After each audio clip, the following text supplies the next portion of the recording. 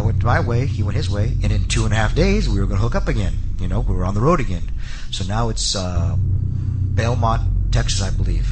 And this is on like a Saturday or a Friday? This is now Saturday morning. Okay. So the first one we left him probably Wednesday morning. Yeah. So now it's Saturday morning, early. I land in Dallas, my connection, and we always get on the phone and coordinate what time you get in. Yeah. The whole deal. I'll pick you up or he'll pick me up, whatever. So I call him, no answer. Then all of a sudden I get a call from him, and he's like, "Oh, call right back. Hey, Chavo, hey, what's up, man?" He sounds just off.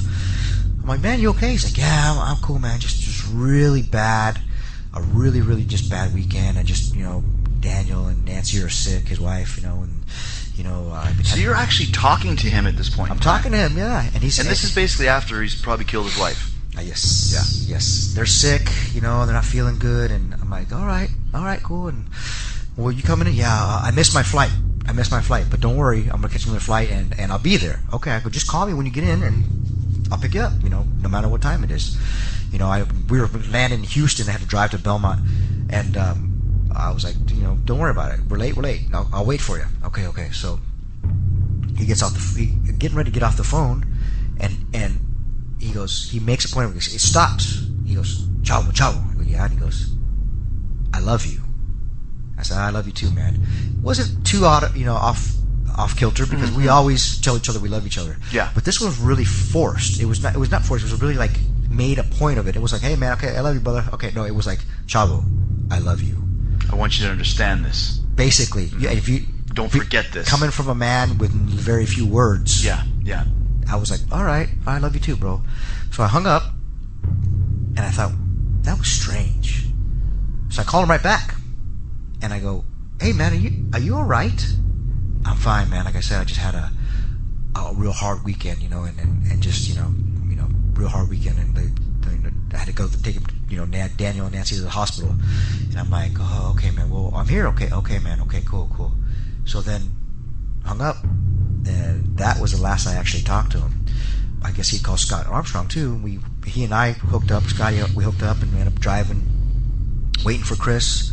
No call. I'm calling, hey dude, did you miss your flight? Did you make your new flight? No call, no answer. Okay, well I guess we got to drive. Well, if we got to come back, we said if we got to come back and go pick him up, we will. So we went to the show, and the agents were asking, "Where's Chris? This is a house show. House show. Where's Chris? Next day was a pay-per-view. Yeah. In Houston. Well, I'm like, I don't know, man. I don't know. He missed his flight. He's gonna. Okay. So we drive to Houston the next day. Me and Scotty. And still no word. Still no from Chris. We're calling him, get nothing. I get some texts on my phone at probably 5 a.m. and I get a text from Chris. So you wake up in the morning, you've got these not texts. even before. It woke me up before at 5 in the morning. So I look at the my text, and I'm like, that's weird. It says the dogs are in the enclosed pool area. The garage door is open. I looked at it. I was like, well, that's weird. Is this one of those texts you get? Sometimes you get texts, from 3 days ago you never delivered, and then all of a sudden you got a text. And this is kind of the start of texting. Now it's a little different. But yeah, back it was then, 2007. A lot of times, texts didn't come through and they got lost, and all of a sudden you got them. And I was like, well, that's you get weird. half a text. Half a text, yeah, that was weird. So okay, I wrote it off. Then I get another text from Nancy's phone, from his wife's phone, and it said the same thing. The same text. That's really weird. Okay, whatever. I kind of wrote it off. So then I had to get up in 2 hours. So I got up. I go downstairs to meet Scotty Armstrong, and I look at him. I go, "Did you get anything weird last night happen?" And he goes, "Yeah, I got some weird text from Chris." I said, "Me too. Did it say this?" He goes, "Yeah." So we call Chris. No answer. That's weird. So we go to the pay-per-view. Chris isn't showing up, and they're asking us, "Where's he at?" I'm not sure. We're not sure where he's at. Now we're covering for him. We think maybe blatantly lying for him now. We're blatantly, whatever. We're just covering for him. No, I haven't heard from him. I don't know what's going on. Okay, great. Didn't tell us anything about the text. Nothing. Did you feel something was going on weird? Something at this point? something was going on. Something was going on, and I remember Arn Anderson saying, this is later on in the day, because he was supposed to wrestle the pay-per-view. He was supposed to wrestle for the title. Yeah, the ECW Championship against CM Punk. He was supposed to wrestle him, and this is a big match. Mm-hmm.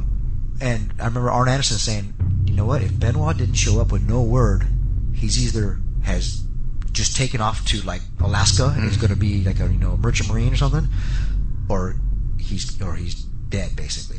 That's, And I remember him saying that, not meaning it is he's Right. dead, but there's something going on for him not to show up. And either option being just as viable, because I could see him just going off to become a merchant marine, saying, And "Screw being gone. this." Yeah, and being gone. You know, basically Right. the ending of Dexter, Mm-hmm. right?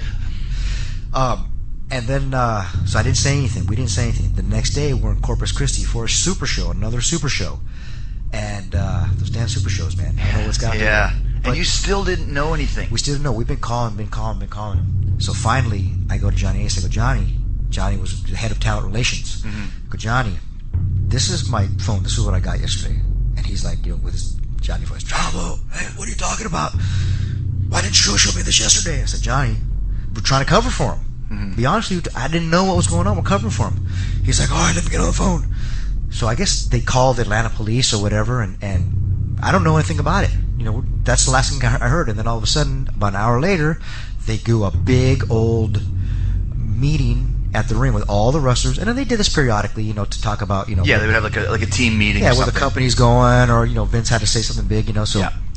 we go to the meeting. We're sitting there, and I look at Ric Flair, and Ric Flair's crying, and I go, Rick, what's going on? And he goes, they're gone. I said, what do you mean they're gone? And this is before anybody knew anything. And he goes, Daniel, Nancy, and Chris. And I said, what do you mean they're gone? And I had to hear it from his mouth. I couldn't hear that. He said, they're gone. What do you mean they're gone? He goes, they're dead. Just now, right now, my heart just dropped again. Mm-hmm. That's what I felt. I was like, and Vince hadn't announced it to everybody yet. And I'm sitting there next to everybody, and I just put my head down and was like, oh, what? Well, are you kidding me? This is a 2 years, a year and a half after Eddie died. Yeah. You know, I had another friend. This happened to another friend of mine. I was like, what are you talking about? And sure enough, man, then all of a sudden Vince announces it to people and saying, we don't know the circumstances at this time. All we know is that there's been a death, and Chris Benoit is no longer with us, and his son and his wife are no longer with us either. We don't know the circumstances. We don't know what's going on. So we're taking tonight, making a tribute show to Chris. I put Vince, we grabbed him in the back and was like, what happened? What happened?